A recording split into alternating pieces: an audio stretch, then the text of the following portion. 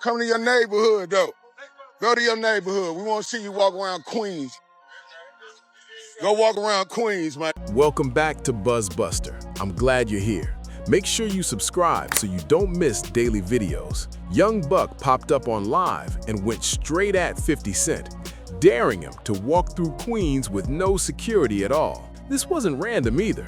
This came right after 50 clowned him with a savage AI meme on his own birthday out of all days. So what did 50 actually post that pushed Buck to snap like this? At least I know you ain't looking at my ass. Oh shit. So he puts up a Broilla post and he says they mad because you're up. And did this just reignite that long-running 18-year tension all over again? This situation looks messy already. No easy win here. Let's get into it. Around March 14th and 15th, 2026, it was Young Buck's 45th birthday weekend, and the energy was completely different at first. David Darnell Brown, Nashville OG, and a key piece of GUnit back when they dominated the rap game, was just out here living his life, staying low, no drama in sight. He wasn't bothering anybody, just moving how he moves. Buck set up what he called a rodeo-style birthday bash at his spot, turning the place into a full Nashville saloon vibe. Horses pulling up, cowboy hats everywhere, real southern flavor in the air. This wasn't some half-done event either. It was a full scene, no shortcuts, just pure celebration energy. And he made sure people saw it. He dropped a bunch of clips on IG, and the footage felt raw and laid back. Nothing fake, nothing overly polished, just Buck outside enjoying his moment. You could see him riding through his block on horseback, stopping to talk to people, shaking hands, showing love to those who've been rocking with him for years. It felt genuine. Cups. What's up, OG? Yes, sir.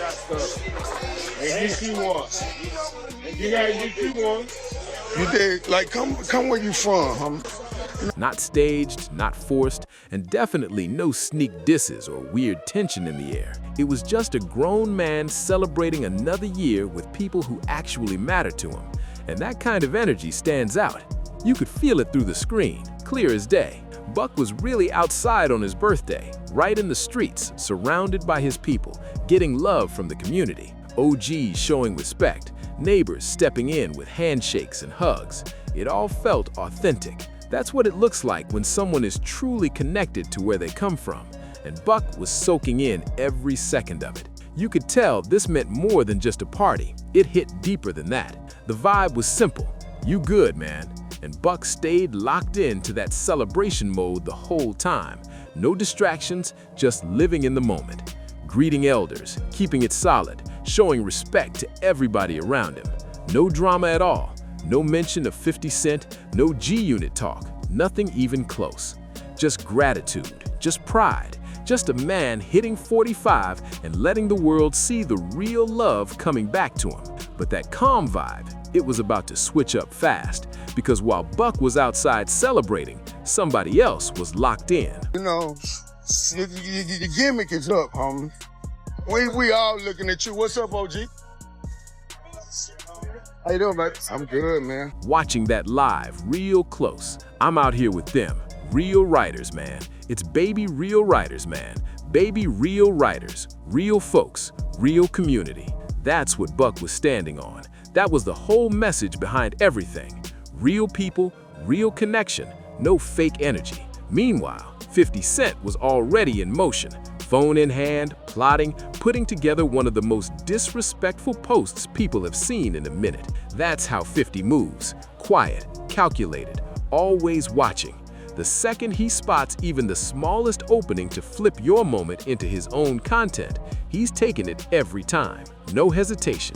And this time, the move was wild. He dropped an AI-generated, heavily edited parody image, styled like the old-school 1970s show, The Dukes of Hazzard. But this wasn't no quick throwaway meme either. It was full detailed, clean, and fully thought out. It looked like a full recreation of that classic promo poster, with the General Lee front and center. 50 placed himself as Bo Duke, the main character, and had Tony Yayo right there in the frame with him.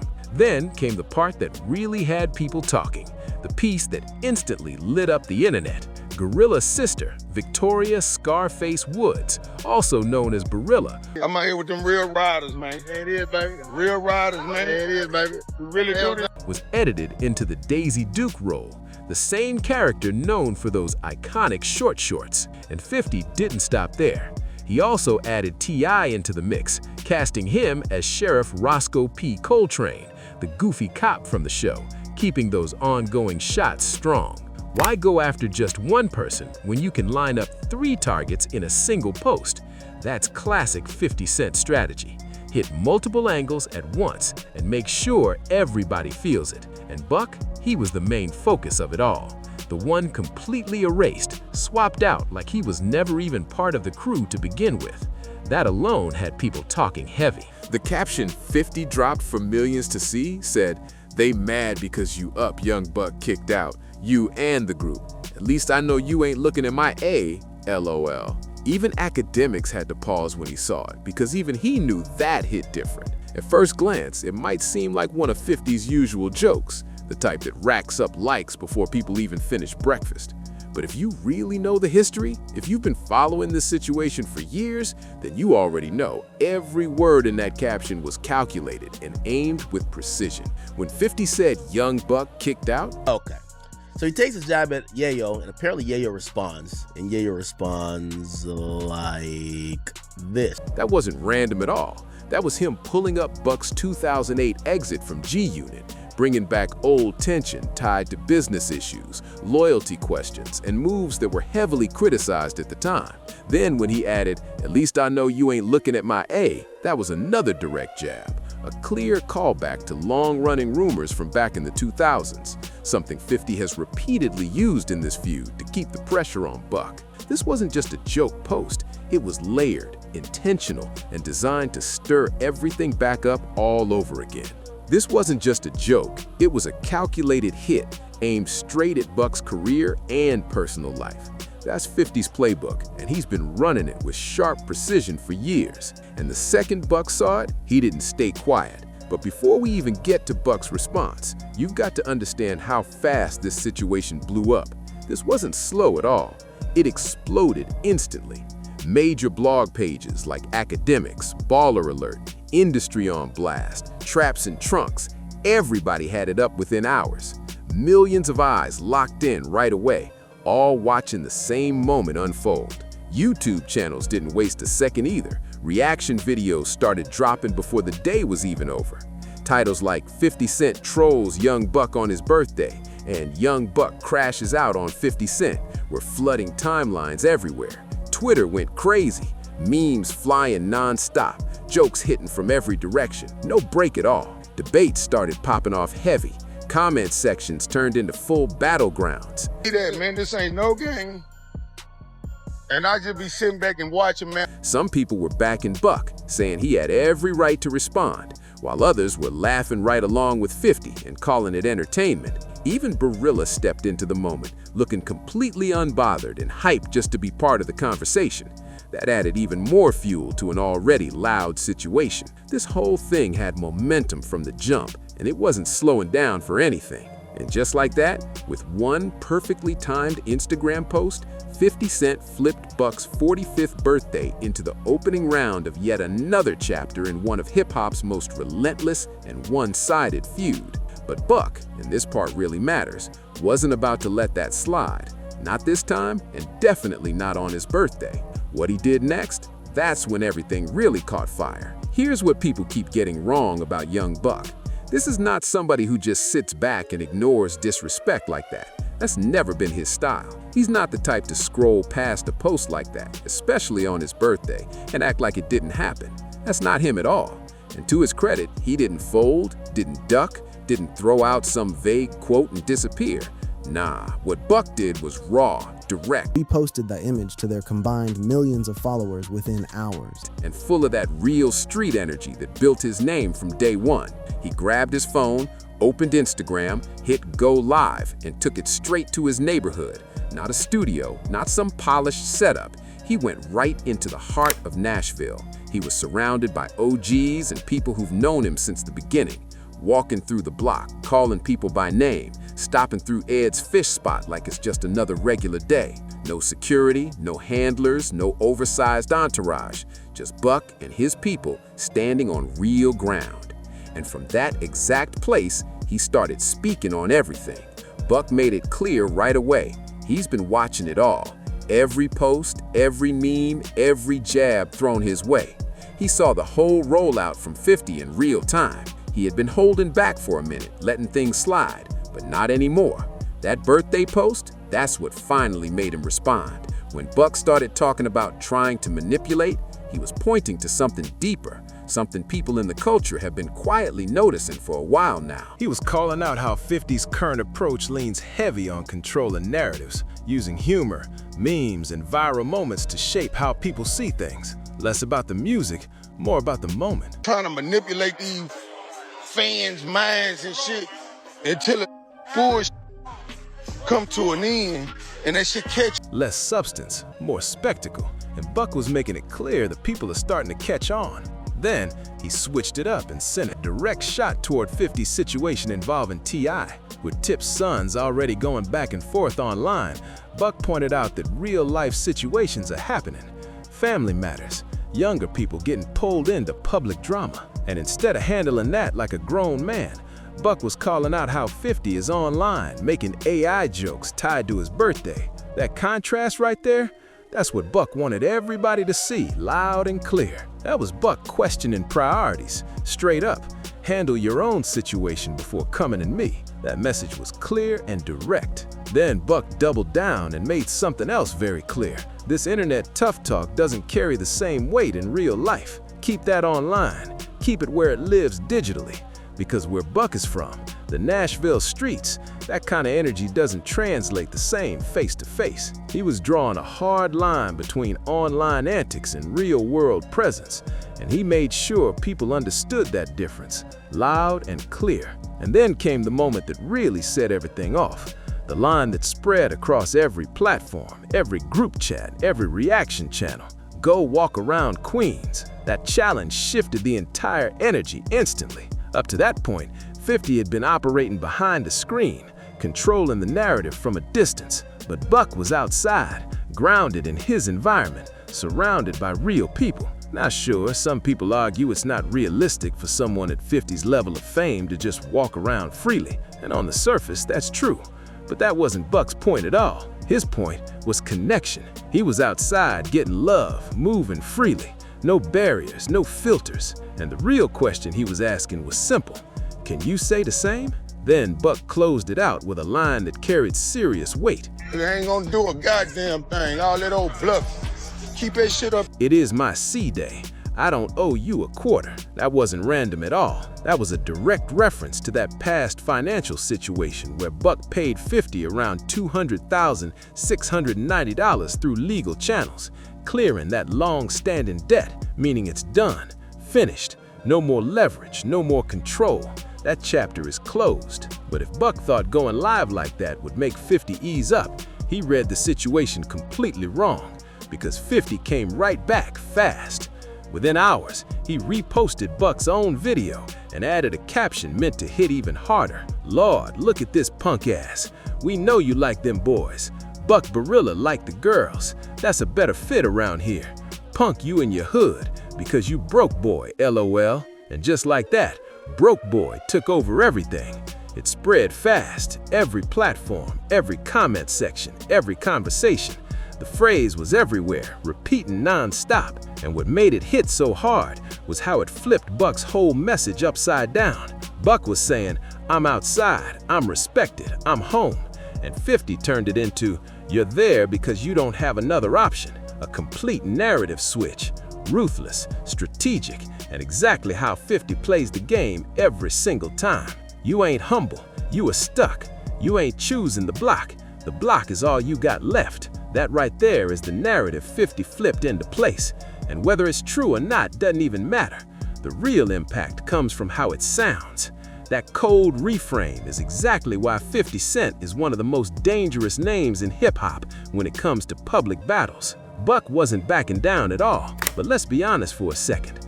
50 had already taken control of the moment online. Tony Yayo jumped straight into the comments saying we be in Southside all the time, repping South Jamaica, Queens, and backing up the idea that GUnit still moves freely wherever they want. That wasn't random at all. That was reinforcement. That was strategy. Then the media moved fast. Platforms like Hot New Hop, XXL, and Hot 97 grabbed screenshots before anything could disappear. Once it hits those outlets, it's locked into the timeline for good. No taking it back after that. And 50 still wasn't done. He went back, pulled up an old clip tied to that same long-running rumor involving Buck, and reposted it with the caption, Now you got kids all over you. You can't even do nothing with the man's children. So you want to just start trolling different folks and this and "No reunion. F that Barilla. On the next tour, I'll fuck around and put him in my new show, The Accomplice." That message couldn't be clearer. No reunion. No fixing anything. No easing up. Meanwhile, academics posted clips that gave Buck's side some visibility, and those posts started gaining serious traction. Thousands of likes, hundreds of comments, and the audience split right down the middle. Some people were backing Buck, respecting how he stood firm in his own neighborhood, showing face and speaking directly. Others were digging up his past, using history against him, bringing old situations right back into the spotlight, and that history is long. We're talking about nearly 2 decades of back-and-forth tension. That's what makes this situation different from most rap beefs. This isn't some quick online argument that fades out in a week. This isn't a few slick lines in songs that get cleared up in an interview and everybody moves on. This runs way deeper than that. This didn't start with memes, didn't start with a diss track, and definitely didn't start over a birthday clip. This goes all the way back to the core of the industry. Money, contracts, royalties, and publishing rights, all the things that really shape how these situations play out behind the scenes. And more than anything, this situation is about what happens when personal relationships and business collide, when loyalty gets tested and nobody really knows how to fix what breaks after that. Young Buck stepped into GUnit around 2002 to 2003, and by 2004, he was already making major noise. He dropped straight out of Cashville, went platinum, and helped put Nashville on the map in a serious way. From the outside, everything looked solid, like the team was locked in. But behind the scenes, cracks were already forming, and they were only getting deeper. The real tension kicked off when 50 Cent and Sha Money XL, manager and one of the main architects behind GUnit, fell out over money issues. And Buck? He was close to Sha Money. Not just on business, but on a personal level. Real loyalty there. So when 50 told the whole team to cut ties with Sha Money, Buck got stuck in a tough spot. This wasn't some easy call. On one side, you've got someone you consider a brother, someone you've built real-life trust with. On the other side, you've got the person who opened the door for your career. Either choice came with consequences, and Buck felt that pressure heavy. He didn't fully understand how deep things had gone between 50 and Sha Money, but he knew one thing for sure. Man, come on, man, the gig is up, man. God damn, how much trolling and shit you gonna do before you do something? He wasn't turning his back on someone close to him over a situation he didn't start, and that one decision, that's what set everything else in motion. From that point on, the separation became obvious. While 50, Lloyd Banks, and Tony Yayo were moving together, performing and staying visible as a unit, Buck was on the outside looking in. He started getting pulled from group appearances and was left to push his album Buck the World without the same level of support. And that kind of isolation, it started to show more and more. Then the media got involved, and once reporters picked up on tension inside GUnit, the questions started coming non-stop. What's really going on? What's the issue? Buck held it down for a while, staying quiet, but eventually he spoke on the money side of things during interviews around 2007 to 2008, and that moment didn't sit right with 50 at all. In 50's mindset, you don't bring internal problems into the public. No matter what's happening behind closed doors, you keep it contained. So once Buck spoke out, that was it. April 7th, 2008, 50 Cent went on Hot 97 and made it official. Young Buck was out of GUnit. No build-up, no back and forth, no warning, just a direct statement. You can take this as official notice. Clean, final, no room for discussion. But what happened next, that's what really shifted everything. Because 50 already had something else lined up the whole time, ready to take things even further. Something 50 had been holding on to quietly finally came out. In June 2008, he leaked a private phone call he had recorded about a year earlier, 16 full minutes of audio.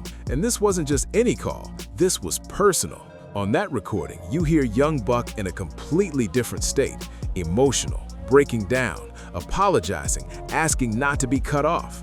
It didn't sound like an act at all. It sounded real, like a man facing the possibility of losing everything he had built from the ground up.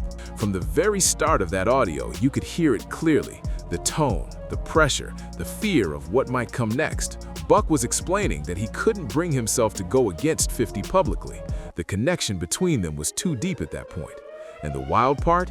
Every single word of that conversation was being recorded without him knowing. Then came the line that followed him for years, the one people kept bringing back again and again. Your neighborhood, though. Go to your neighborhood. We want to see you walk around Queens. Go walk around Queens. That same family feel, fam. That moment stuck heavy. It became part of how people viewed him, shaping his image in a major way. And what made it even more complicated was 50's tone during that call. He wasn't yelling, wasn't aggressive. He sounded calm, almost supportive, like someone trying to guide the situation instead of making it worse, which made everything hit even harder. Stay closer. That was 50's advice. Stay close so you don't mess things up. On the surface, it sounded like mentorship, like a big homie trying to keep someone on track. But behind the scenes, it was way colder than it looked. Because while that conversation was happening, 50 was recording the entire thing, saving it, holding on to it, just waiting for the right moment to use it. And when that moment finally came, he didn't hesitate at all. He dropped it for the world to hear. No warning, no heads up, just hit publish and let the internet take over. Once that tape hit, everything changed instantly. Blogs and forums picked it up right away, pushing it everywhere and labeling it as the moment that shifted everything for Buck. You've got to remember the timing too. This was 2008, and hip-hop culture back then was ruthless. Showing emotion like that wasn't respected the same way people might see it today. Back then, vulnerability was often viewed as weakness, and public image meant everything. So hearing a rapper known for toughness breaking down emotionally on a recorded call, that flipped the narrative overnight. The reaction was intense. Comment sections lit up, blogs pushed it heavy, and conversations everywhere started turning against him. Buck went from being seen as a strong Southern voice and key GUnit member to being defined by that one moment. But he didn't stay quiet. The very next day, Buck fired back with a diss track called Taped Conversation. And on that track, he said the only people that record conversations is 5-0 and the police, flipping 50's name into a direct statement and pushing back the only way he knew how. It was a direct response, a clear message, but the problem was bigger than rap bars, because you can't out-rap audio that people have already heard. That recording carried more weight than any verse ever could. Once people heard it, the impact stuck, and from that point on, 50 held the upper hand in the public eye. For years after that, Buck was still tied to GUnit through contracts, and that limited everything. It affected how he could move, how he dropped music, how he built momentum. His path wasn't fully his own. And when you're in a situation like that, it slows everything down. There was a moment in 2014 at Summer Jam where it looked like things might finally turn around. GUnit reunited on stage, and fans were hyped. No security. We want to see what your life like. You so goddamn tough. Seeing them back together brought a wave of energy that felt real. But behind the scenes, nothing was actually fixed. And it didn't take long for things to fall apart again. Then, things escalated again in 2019, and this time, it got even more intense. 50 leaked alleged audio connected to Buck in a personal situation and kicked off another wave of online trolling. He kept posting non-stop, creating mock GoFundMe pages, filing copyright claims that got Buck's videos taken down, and repeating phrases like he wants his money over and over like it was a brand. Buck pushed back by calling for a versus-style battle. He wanted to take it back to the music, skill versus skill. But 50 never stepped into that lane. He stayed online, stayed in control of the narrative, and kept applying pressure his own way. Then the situation moved beyond social media and into the legal system, and that changed everything. The money dispute became the next chapter, and this wasn't small, it was serious. The core issue centered around roughly $250,000 that 50 claimed was advanced to Buck through a 2014 deal for albums that were never delivered. In 2020, Buck filed for Chapter 7 bankruptcy, and that shifted the entire situation into the courts. GUnit stepped in as a creditor, and now it wasn't about posts or captions anymore. It was about filings, documents, and legal arguments. The case dragged on for years, with both sides going back and forth. There were questions about finances, claims about hidden assets, disputes over ownership and obligations. It turned into a full legal battle. Then finally, in July 2025, it reached a conclusion. The court finalized the settlement, and Buck's situation took a major turn from there. His estate was liquidated, and a payment of $200,690 was made directly to 50 Cent. That officially closed the case. No more back and forth in court, no more legal battles dragging on. And once that happened, every major outlet picked it up fast. Hip Hop DX, Complex, Vibe, headline after headline, all saying the same thing. The legal fight was over, the debt was settled, and on paper, everything was finally done. But even with the paperwork closed and the money paid, the tension didn't go anywhere. Because this was never just about money. It was about history, reputation, and who controls the narrative. And everything playing out right now proves that the story never really ended. It just paused. That's why this current moment feels different. On paper, everything should be finished. Debt handled, court case closed, no more business ties left to argue over. But somehow, the tension is still alive, still active, still loud. And that tells you everything. You're not looking at a business issue anymore. You're looking at personal history that never got resolved. Years of back and forth, public moments, and damage that doesn't just disappear because documents say it's over. And now, here we are in 2026, where all it took was one post, one AI meme to spark everything right back up again. Because from 50's side, nothing has really changed. He's still playing the same game. Control the moment, drop something shocking, let the internet run wild with it, and then sit back while the narrative builds itself. That formula has worked for him over and over again. But what's different now is Buck's position. Back then, Your gig is up, the laughs is over with. Now they see what it really been. he was tied up in contracts, limited in how he could move, dealing with pressure from every angle. Now, that situation is clear. No debt hanging over him, no legal weight slowing him down. That changes everything. That changes how he responds, and it definitely changes how he moves. And you could see that shift clearly in the live. He didn't jump straight to a diss track, didn't run to interviews. He went straight to the people, straight to his environment, showing exactly where he stands in real life. That's a different kind of message. At the same time, 50 flipped it instantly, turning that same footage into another angle, another joke, another viral moment, keeping control of the spotlight exactly how he always does. That's the pattern right there. One person shows reality, the other reshapes it into entertainment, and then the audience decides what actually sticks. Now the conversation is split all over again. Some people are saying Buck standing in his neighborhood with no security shows real connection, real respect, real presence. Others are saying 50's angle hit harder because he flipped the narrative in a way that spreads faster online. And in today's world, perception moves quicker than truth every single time. That's what keeps this situation alive. It's not just about who's right or wrong. It's about who controls how the story gets told. Every post, every clip, every reaction adds another layer, and both of them know exactly how to play their role in that system. Now the real question is, what happens next? Does this stay online? Back then, he was tied up in contracts, limited in how he could move, dealing with pressure from every angle. Now, that situation is cleared. No debt hanging over him, no legal weight slowing him down. That changes everything. That changes how he responds, and it definitely changes how he moves. And you could see that shift clearly in the live. He didn't jump straight to a diss track, didn't run the interviews. He went straight to the people, straight to his environment, showing exactly where he stands in real life. That's a different kind of message. At the same time, 50 flipped it instantly, turning that same footage into another angle, another joke, another viral moment, keeping control of the spotlight exactly how he always does. That's the pattern right there. One person shows reality, the other reshapes it into entertainment, and then the audience decides what actually sticks. Now the conversation is split all over again.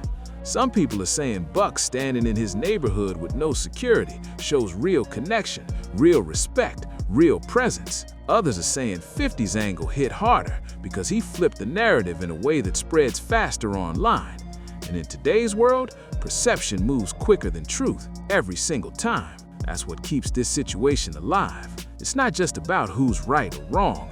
It's about who controls how the story gets told. Every post, every clip, every reaction adds another layer, and both of them know exactly how to play their role in that system. Now the real question is, what happens next? Does this stay online? Memes, captions, quick shots, back and forth energy that keeps feeding the internet? Or does it turn into something bigger? Music, interviews, direct responses that take things to another level, because history already showed how far this can go. This isn't new territory for either of them. It's my CD. And I ain't signed to your no more. Yeah, and I don't owe you a quota. They've been through every phase of this before. Music, personal moments, business disputes, public fallout, and every time it looks like things cool off, something pulls it right back. And right now, all eyes are locked in again. People are watching closely, waiting to see who makes the next move. Because one thing is clear, this situation never really ended. It just went quiet for a minute, and now it's loud all over again. 50 Cent already secured the financial win over Young Buck. That's on record. And that added even more pressure to everything surrounding Buck. Then, April 2025 made things even heavier. Buck ended up serving 30 days in Sumner County Jail related to a bond violation in a separate case. And once that mugshot hit the internet, it spread fast.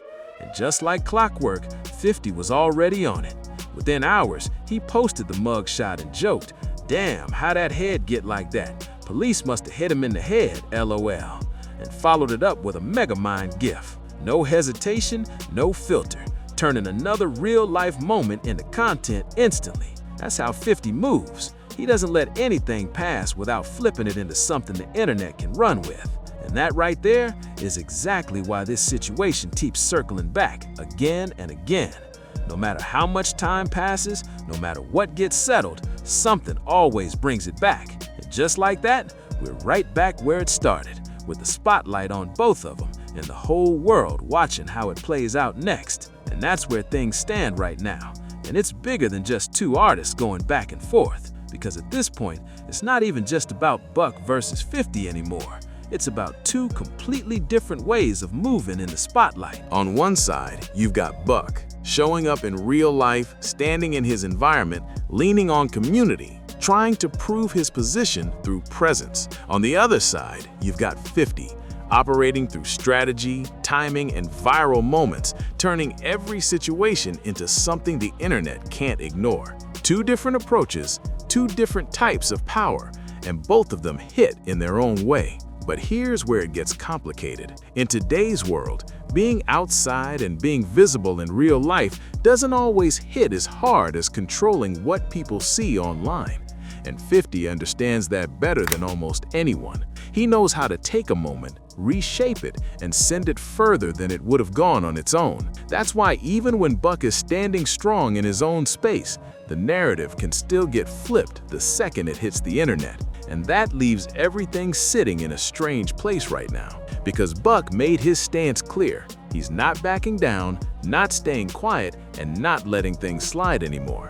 But 50? Paging all 50s. Po ass petty nigga. We got a shot. What's going on? Come on, man. Let's go. Where's that? Right here.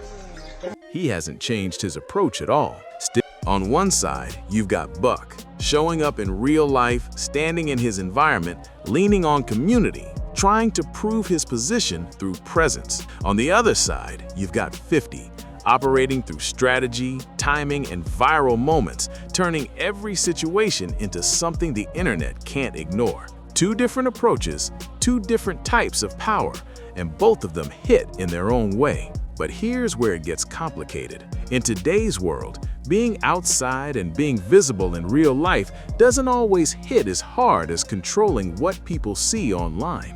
And 50 understands that better than almost anyone. He knows how to take a moment, reshape it, and send it further than it would have gone on its own. That's why even when Buck is standing strong in his own space, the narrative can still get flipped the second it hits the internet. And that leaves everything sitting in a strange place right now. Because Buck made his stance clear. He's not backing down, not staying quiet, and not letting things slide anymore. But 50? He hasn't changed his approach at all. Still watching, still calculating, still ready to turn whatever comes next into another moment. So now it really comes down to timing. Does Buck take it further? Maybe step into music, put everything into a track and shift the conversation that way? Or does this stay in the space 50 controls best? Online, fast-moving, unpredictable, and constantly evolving. Because if there's one thing history has already shown, it's this. When it comes to these two, nothing ever stays quiet for long. All it takes is one post, one clip, one line, and everything lights up all over again. And right now, it feels like we're just one move away from that happening again. March 2026, birthday trolling, horse videos, and a situation that shows zero signs of slowing down. If anything, it's picking up even more attention right now. And what makes it even crazier? This isn't the only thing 50 has going on. He's juggling multiple situations at once. T.I., Mano, Papoose, even Clarissa Shields. Different names, same exact approach every time. IG posts, AI edits, humor mixed with direct shots. It's not random anymore, it's a full strategy. So now the real question is this: is it still funny? Yeah, the memes go viral. People repost, the Dukes of Hazzard at it gets laughs, the broke boy line spreads everywhere. That side moves fast. But on the other side of all that, there's real history here. A real person involved. Someone who, despite everything, once stood side by side with 50, helped build something, shared moments that were bigger than all this internet noise. Someone who once said family on a call that the whole world ended up hearing. And depending on how you look at it, this is either one of the most strategic and relentless beefs hip-hop has ever seen, or one of the most drawn-out personal situations that never really got resolved. Either way, it's still playing out right in front of everyone. Drop your thoughts in the comments. Who's really up right now? Hit that like button, subscribe for more breakdowns like this, and share this with someone who's been following this story. Stay locked in because this situation is far from over.